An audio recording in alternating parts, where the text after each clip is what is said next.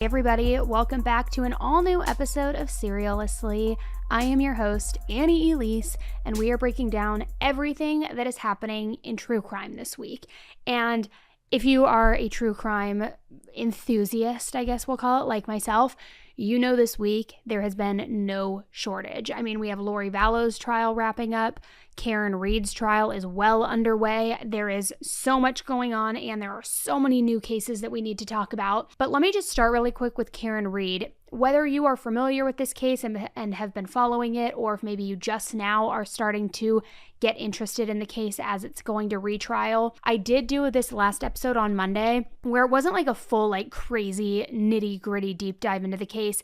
But I wanted to do an episode where all of the information was in one place so that if you wanted to watch this retrial, now that there's so much interest in it, I want you to feel like you can jump in at any moment and be fully versed on what's going on. So in the episode, we talk about, the Google searches, the shady text messages, the phones that were conveniently destroyed, all the red flags, all the shadiness, and everything going on in the case.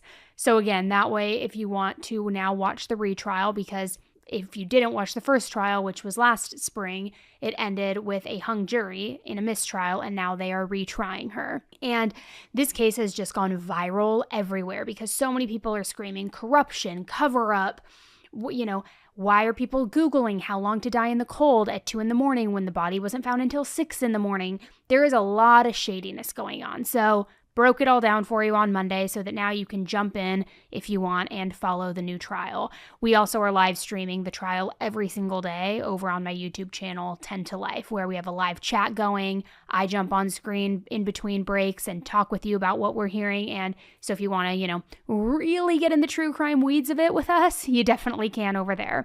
Now, before I jump into all of the new cases and things that we need to talk about what's happening this week in true crime, if you're a brand new listener, I just want to let you know what it is we do over here on Serialously. Basically, it's your true crime headquarters. I give you guys full case deep dives every single Monday. Every Thursday, we do headline highlights where I break down what's happening this week in true crime, some of the viral cases and other cases that maybe you don't know about. And I try to just have the conversation with you like I'm talking with a friend or like I'm talking with my sister Amy, just breaking it down for you in a casual way, calling out the red flags and just kind of having a conversation about it. So like you're talking with a friend. So hopefully I hit the mark with that, but you tell me, I guess. But that's what we do over here. So there are a lot of cases we need to get into today. I'm going to stop talking. I'm going to jump right in because they are wild. I mean, we're talking jealousy, deceit, a possible serial killer in New England, a lot to go over. And let's talk about this first case that it has to do with a celebrity hairstylist who was found murdered at his own home. Because this first story, it is a wild one. And it's a case that I've been watching and keeping my eye on for quite some time. It involves all the things too, right? Sex, money, murder, betrayal, I mean, you name it. So Fabio Seminelli was a 49-year-old man who was originally from Toronto, Canada, but had moved with his wife Monica and his 2 teenage daughters to the Woodland Hills area of California. They moved back in 2007. He's a celebrity hairstylist. He even had recently been promoted to the vice president of education for Wella, which if you're not familiar with Wella, that is like a salon brand where they have hair products, color. It's just, a professional brand. So he was doing really well for himself. He even styled celebrities ranging from J-Lo all the way over to Russell Crowe. I mean, just kind of a big hitter in the space, the real deal. And everybody who knew him, they just described him as this incredibly charismatic guy, this fun-loving guy, just as cliche as it sounds, a real joy to be around. That was him. And even though he was, this busy, very well-renowned hairstylist, his family is really what mattered to him the most. He loved being a father, loved being a husband, and was truly just devoted above everything else. He was a blessing and a positive influence to people around the world. A hardworking, self-made man who loved and treasured his family more than anything, who deserved better than to be betrayed by the person he loved and murdered in his own home. Seminelli was known for his big personality and motivational advice. Here he is in 2015 telling American Salon how he would like to be remembered. I think about this a lot, when you kind of sit in the backyard and I say to myself, what do I want to be remembered for?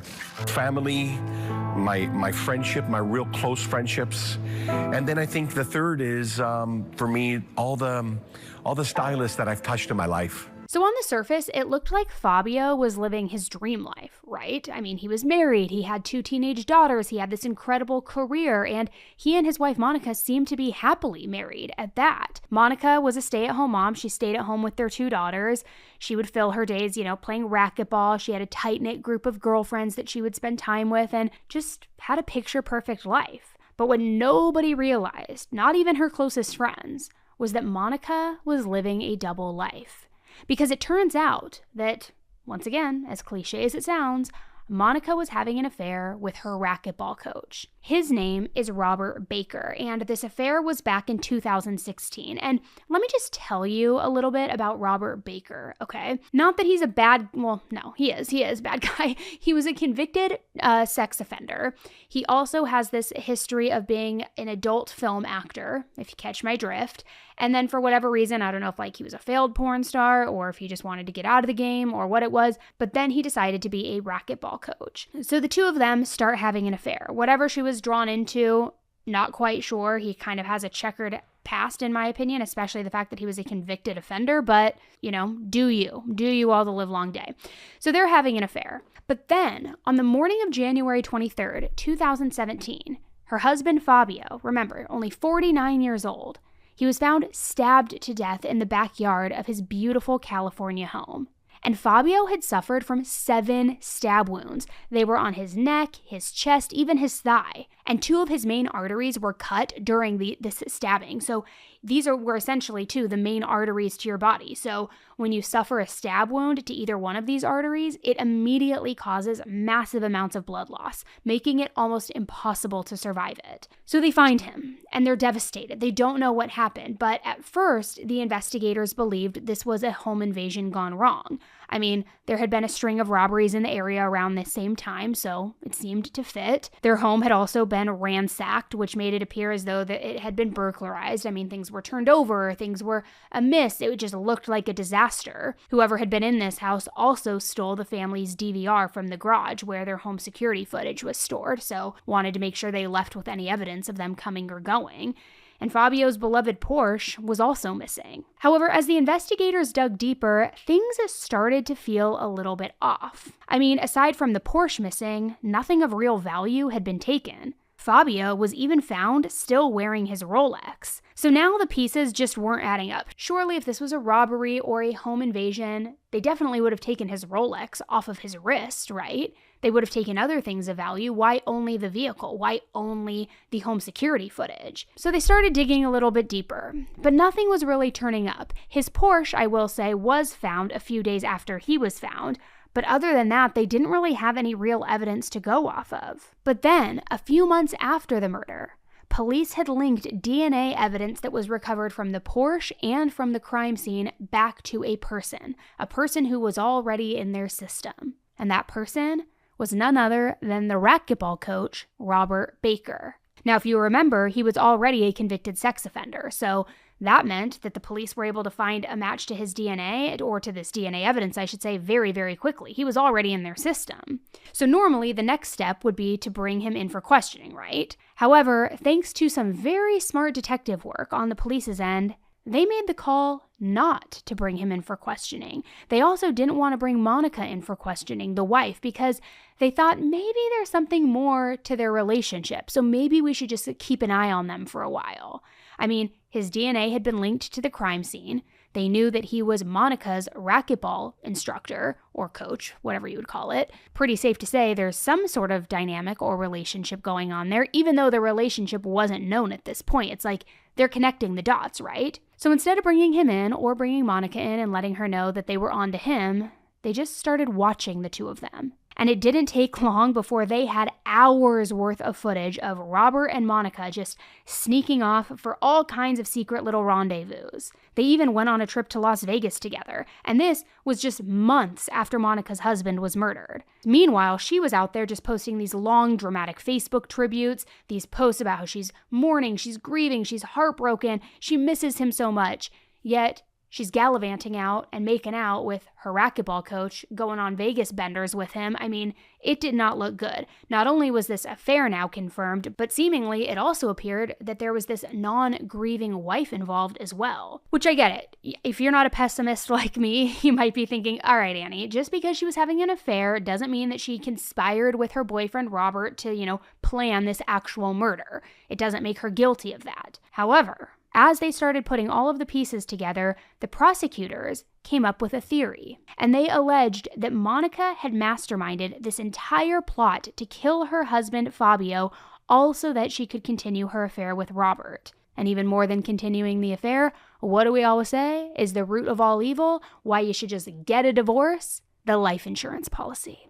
Because sure enough, there was a $1.6 million life insurance policy that she was hoping to collect. This, according to the prosecution. So it's believed that Robert, along with his friend and accomplice, Christopher Austin, had jogged to the family home that morning, both wearing hoodies that had covered their faces, and then snuck into the property. Then, as they saw Fabio right there while he just sat outside in his favorite chair watching TV, they attacked him. Then they ransacked the house to make it look like it was a robbery. They took that home surveillance footage, they stole the Porsche, and they took off. Now, seems like a pretty smart plan, and on the surface, it might have worked, right? There was a string of burglaries in the area. They didn't have any concrete proof that they were on the scene because they had stolen all of that footage. But here's what Robert wasn't expecting. His accomplice, Christopher, flipped on him. Robert's accomplice, Christopher Austin, came forward and testified that Robert had actually told him Monica was the one who directed the entire murder.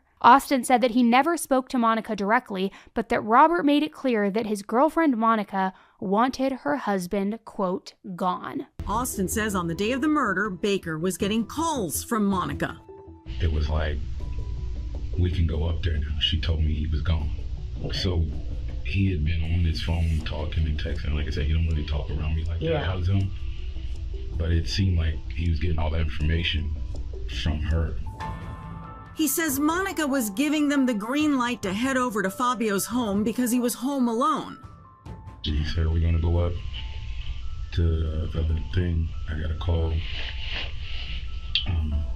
That's when he kind of started revealing the whole plan. It's like, remember the girl? I'm like, what about her? He's like, yeah, Ross was there. How did he know she was there? He was there. I believe the woman Yeah. called him and told him, and he told me. And what makes you believe that, or just... It's what I believe. Okay, did he tell you she said he's home? Yeah.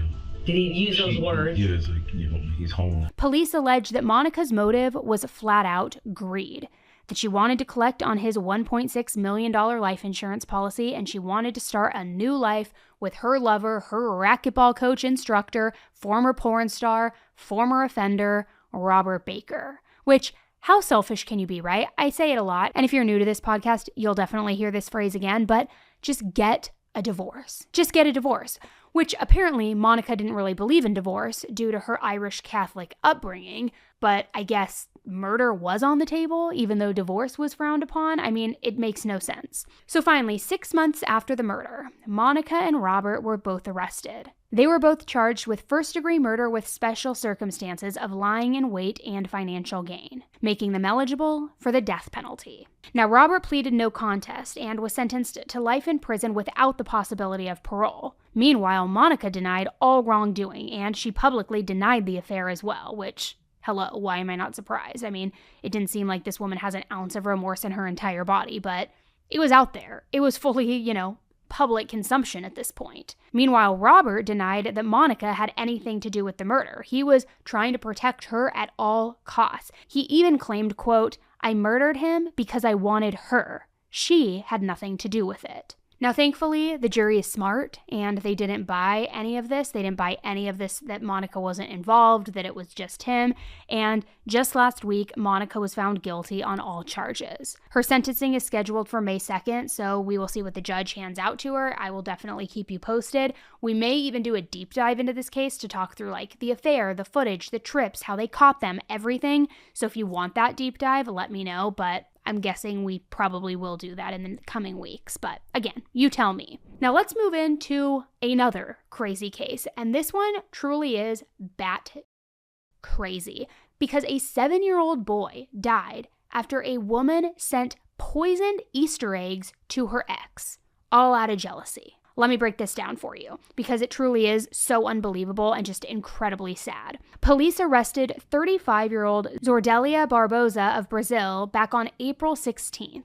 This was after she allegedly sent poisoned Easter eggs to a new family of her ex-boyfriend. Now, police have CCTV footage of her purchasing these chocolate eggs while she's dressed in disguise trying to hide herself. She's wearing this black wig, sunglasses, hiding her dyed blonde hair underneath. But then after she buys the eggs, she goes home and she laced these chocolate eggs with poison. Then she sent them to this family via, a motorcycle courier service, kind of like a DoorDash almost. And it was addressed to her ex's new partner, Miriam Lira. Now, it being Easter, there being a lot of candy, a lot of cause for celebrating, Miriam shared these eggs with her children, 7-year-old Luis and 13-year-old Evelyn. Now get this unhinged lunatic not only sent these poison eggs, but she also included a note with them. The note read, "With love to Miriam Lira, Happy Easter." Almost as though it's like you're receiving a flower delivery or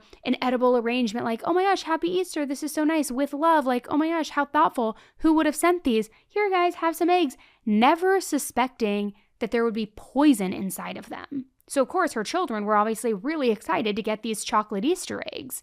But then shortly after eating them, Miriam's 7-year-old son became violently ill, and tragically, Luis passed away the very next day at the local hospital. Miriam and her 13-year-old daughter also became extremely sick, which they are both apparently currently in critical condition, which I can't even imagine what the father of this family must be dealing with right now and how livid he must be at his ex for doing this to his family. I mean, it truly, every definition of the word, it is diabolical. And I know I've said this before, but I'm sorry, if you mess with kids, you deserve to be locked away for life. There should be no ounce of bail, bond, restriction, supervised release, nothing.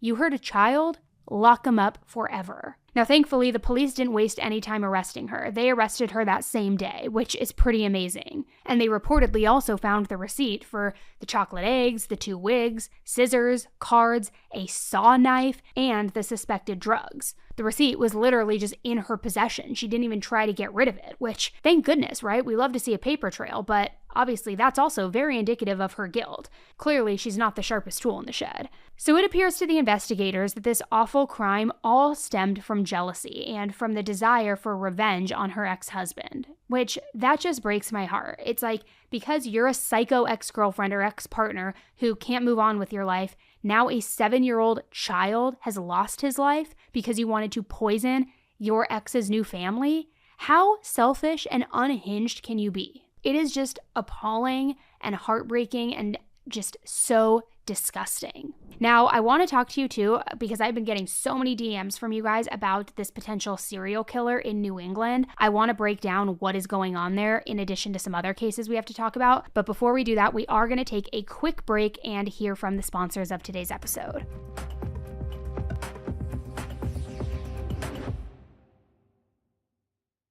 All right, confession time. I don't have a cat. I'm a dog person, but my best friend does have a cat, and I feel like her cat is basically a family member at this point, not only of my family, but hers as well. And every time that I visit, this cat acts like it's a little celebrity, demanding attention, only eating the best food. I mean, truly super high maintenance. So that's why I recommended Smalls to my best friend, which let me just tell you, she has loved it, and so has her cat, because Smalls cat food is made with protein-packed recipes and preservative-free ingredients that you would find in your own fridge. It's also delivered right to your door, and Cats.com even named it the best overall cat food. So she told me that since switching to Smalls, not only has her cat been softer and fluffier, softer fur, fewer hairballs, her cat has also just had way more energy. Plus their litter box, which I always steer clear of, apparently way less stinky.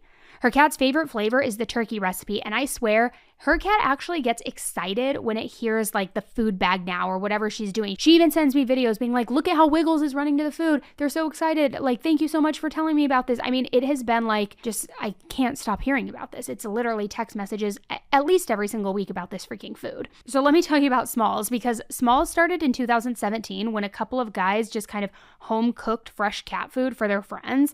But now they have served millions of meals to cats all across the US, and for good reason. Other cat food brands fill their product with weird preservatives, with byproducts, but Smalls keeps it simple and fresh. Exactly what our little kitty friends or family members in your case deserve. And for a limited time, because you're a Serialously listener, you can get 35% off Smalls plus an additional 50% off your first order by using my code AE. That's an additional 50% off when you head to smalls.com and use promo code AE. Again, that's promo code AE for an additional 50% off of your first order plus free shipping at smalls.com. Today's episode is also sponsored by Factor, and you guys know I live for Factor. Not only they're easy 2-minute meals because my lazy ass doesn't want to cook something and they taste literally like I'm slaving over the stove for hours, but I also love their protein shakes. I drink them every single morning. Their chocolate banana one is like, it's the best thing ever. But their 2-minute meals, let me talk to you about those because like I said, they truly do taste gourmet, and it takes 2 minutes, which I love because it's like now it's like my best season yet. Eating has never been this easy. You just heat it up, you enjoy, and it gives you more time to do whatever you want. Run the errands you need to run, go for a walk, go for a workout, do whatever you want to do and not worry about cooking and grocery shopping and all of that. Factor meals arrive fresh and ready to eat, which is perfect for any active lifestyle. And with 45 weekly menu options, you can pick gourmet meals that fit your goals. Choose from Calorie Smart, Protein Plus, Keto, even more. Factor also will power your day in the very beginning of it with like these very satisfying breakfasts, the on-the-go lunches, premium dinners, guilt-free snacks, desserts, or like I said, my chocolate banana protein shake. You even probably saw on my Instagram when I like downed it in literally like half a second. So it is so easy to savor more this spring. Factor meals pack in the flavor with none of the fuss, none of the drama, none of the headache. And for me, it makes it so easy because if I'm at the studio for a long day recording and then I have to go pick up my kids and like I just don't have time to think about a meal for myself after I get them sorted, I just pop it in and it tastes so good. So get started at factormeals.com/AE50off and use code AE50off to get 50% off plus free shipping on your first box. That's code AE50off at factormeals.com/AE50off for 50% off plus free shipping.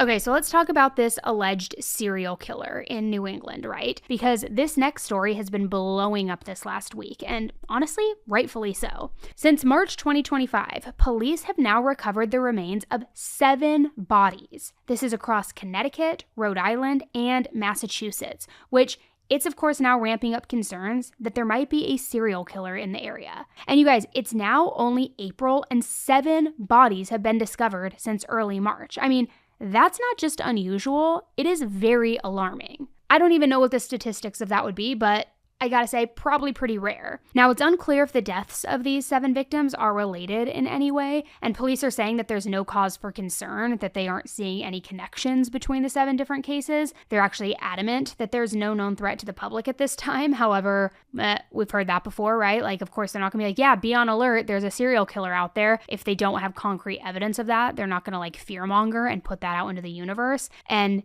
nobody's buying what they're selling. Everybody believes that there's something more to it. Speculation across the internet is growing significantly. There's even a Facebook page that has been created called the New England Serial Killer, and it has over 15,000 members. Members of this group are very convinced that there is indeed a threat to the public out there in the New England area. They even compare notes and possible links and connections among all of the different cases, like weaving them together, being like, there are connections, there are ties, like why isn't the police saying anything? Apparently, at least 4 of the victims have been identified as women, and the remains of the other victims have not yet been identified. But I can't help but find this eerily similar to the deep dive that I did a couple of weeks ago about the possible serial killer in Austin, Texas. And you guys like blew that episode up because it is so concerning. And the day that that episode was released, it was announced that there was another body found. And sure enough, similar to this case, police are denying that there's any possibility of a serial killer. So I don't know if they're just trying to prevent mass panic at this point, or if maybe they're trying to sweep it under the rug. You tell me. But 7 bodies in like a month feels like grounds for a little bit of concern. Now, I will say that the family of one of the victims, 56-year-old Michelle Romano, they did state that they do not believe that Michelle's passing had anything to do with a serial killer. They even followed that up by saying, quote, "We have complete faith in the Rhode Island State Police and our private investigator that the person responsible will be brought to justice sooner rather than later." Which I don't know. You guys have all been requesting this. You've been pinging me left and right, and I want to know what you guys think on this case.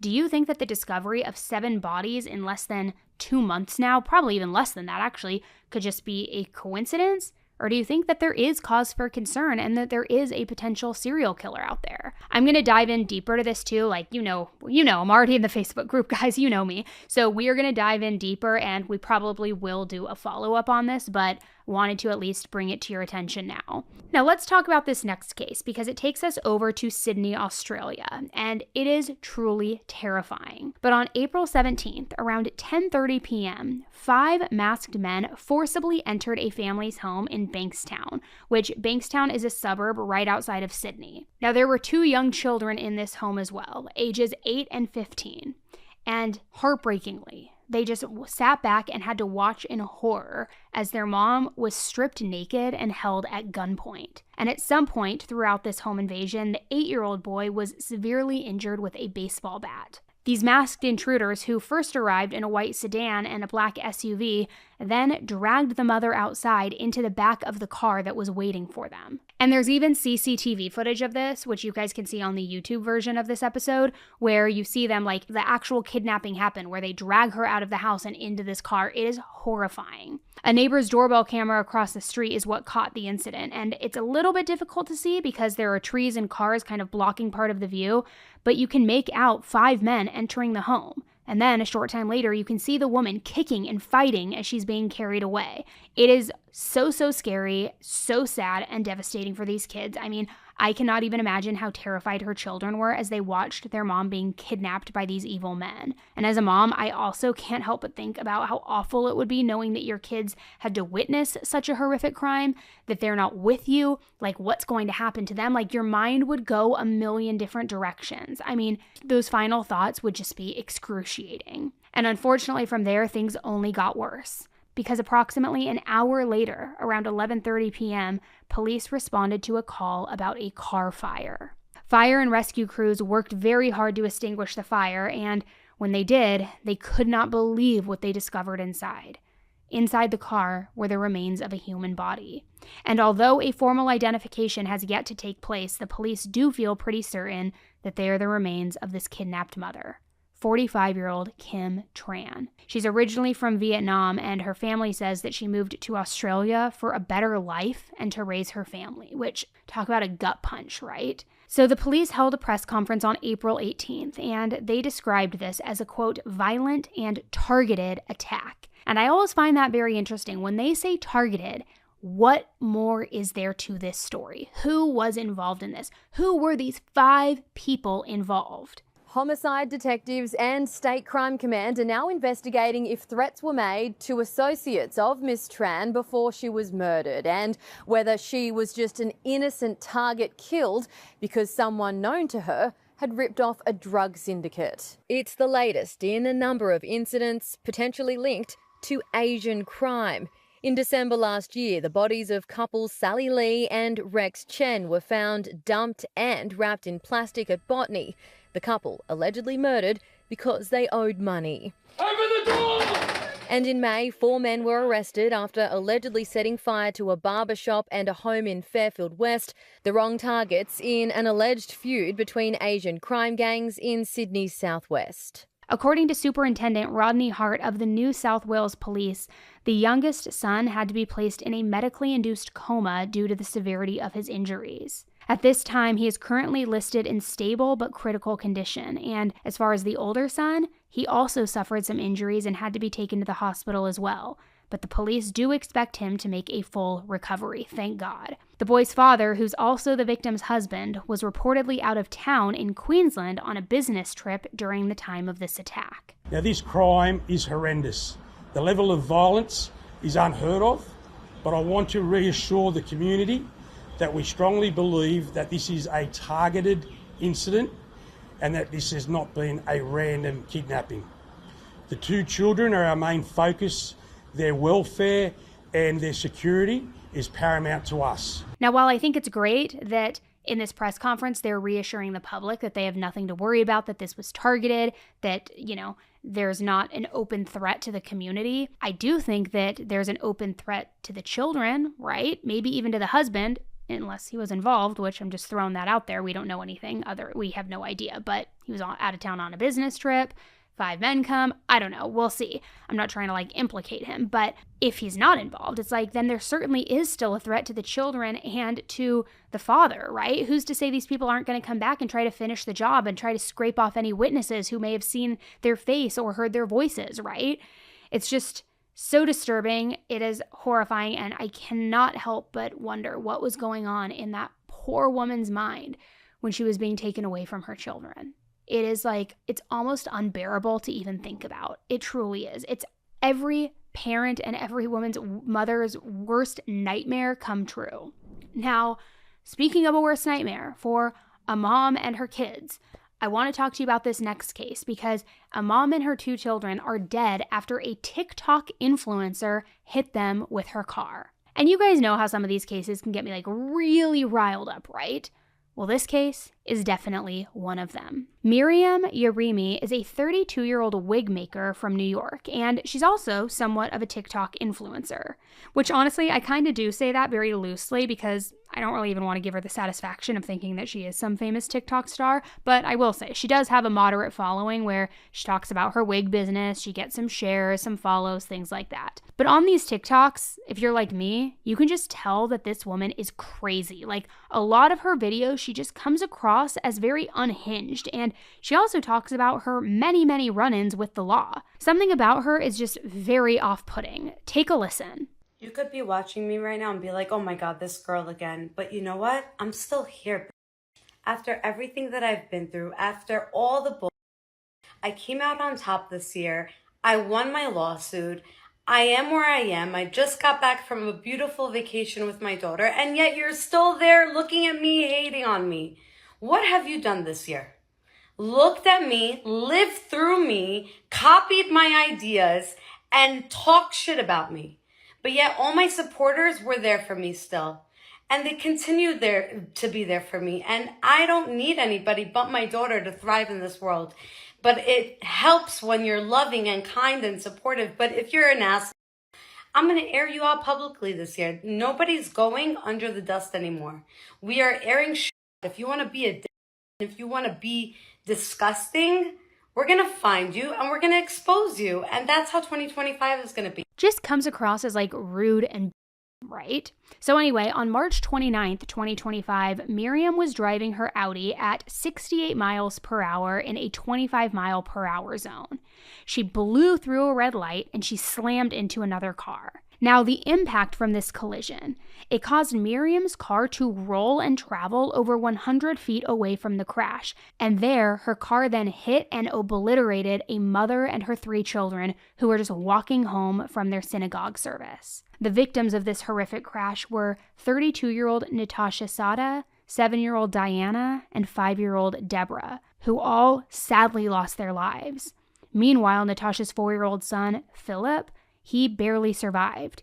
He suffered skull fractures, brain bleeding. He even had to have one of his kidneys removed. He also still is in an induced coma, fighting for his life. But, fortunately he survived, but how do you even tell a 4-year-old that he lost his mother and his 2 sisters in all of this? It's so devastating and heartbreaking. And if you look at the pictures of these kids, they are so sweet, so cute.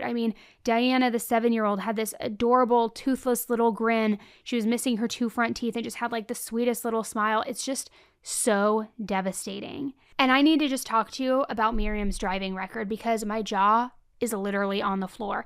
At the time of the crash, Miriam had nearly 100 traffic violations on her record.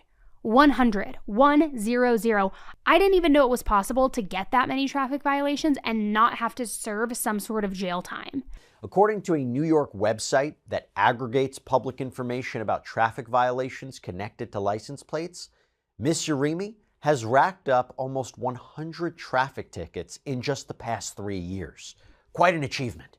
As Urimi showed off in a TikTok video, her license plate is quite memorable. Guys, I just got my new license plate. It's official. I'm officially a wig maker by law. Ah! Oh my God! It looks so good! Wig maker, hit me up! Oh my God, just pull me over. Like, get at me. Now, in 2023, records show that Urimi got a personalized license plate that said wig maker, and not long after, she updated her plate for unknown reasons to say wig maker with an 8 in place of the A.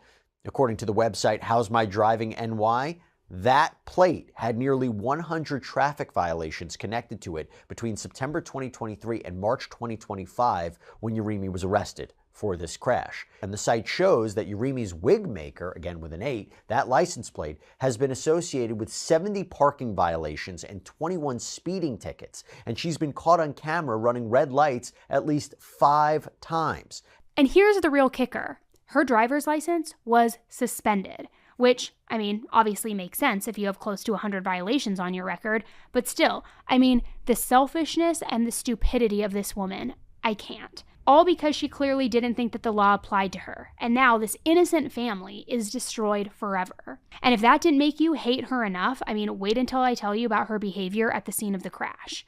Because when the police and the paramedics arrived on scene, she apparently told first responders that she, quote, had the devil in her. She also kept asking the police, "Where's my phone? Where's my phone? My phone was left in the car. My phone is still at the scene." I mean, this woman was more worried about her phone than the fact that she just annihilated an entire family so recklessly, so callously. Then, once they transported her to the hospital to treat her minor injuries, she continued to just go on this crazy rant. She was yelling at the officers, "Take me out of these cuffs. Why can't you uncuff me? I'm a wig maker, for crying out loud. I have the devil in my eyes. I'm possessed." I mean, it's unhinged. She even started yelling out claims saying, "The CIA is after me. I didn't kill them. God did. I'm not crazy. I'm an angel." I mean, literally enough to just make you want to just like, it's just so infuriating. Now, due to all of these alarming declarations or remarks, whatever you would call them, Miriam was sent to Bellevue's hospital psychiatric ward so that she could have a full mental evaluation. Her defense team also requested additional psychiatric assessments. Miriam was obviously arrested and she was charged on a 20-count indictment.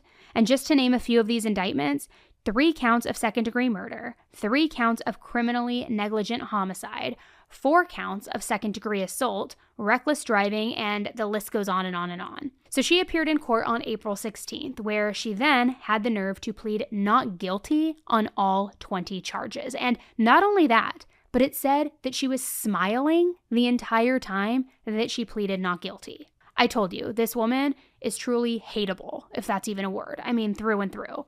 Thankfully, she was denied bail, and she's going to remain behind bars until her next scheduled court appearance on June 11th. But I say sayonara.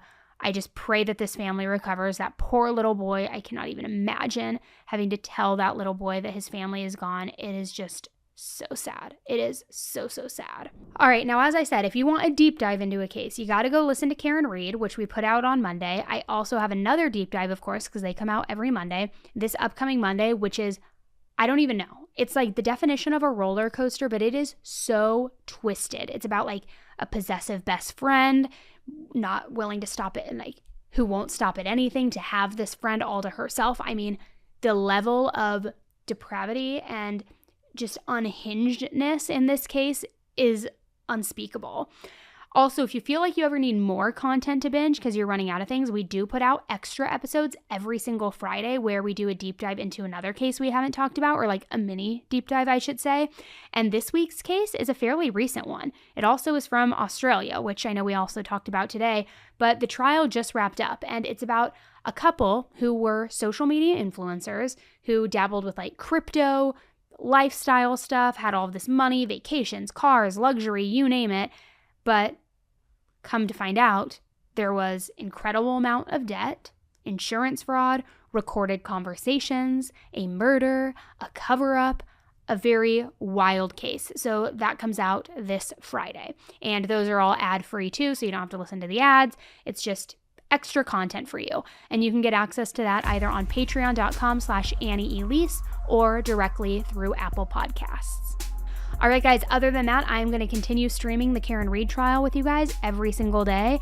Let me know your thoughts as that continues to unfold. And thank you for tuning in to another episode of Serialously. As I always sign off, be nice, don't kill people, don't join any cults, and just get a divorce. All right, guys, I will be back with you on Monday, but until then, stay safe.